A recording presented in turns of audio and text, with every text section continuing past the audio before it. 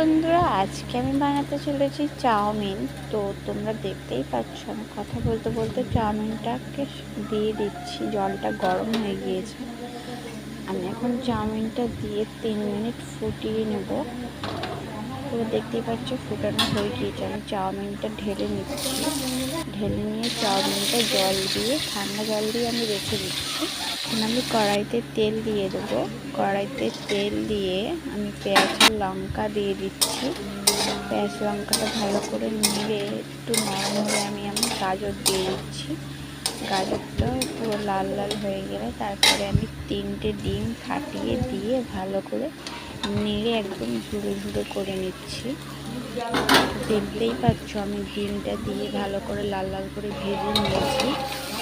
আমি চাউমিনটা দিয়ে দেবো। চাউমিনটা দিয়ে ভালো করে নিয়ে নিচ্ছি আমি।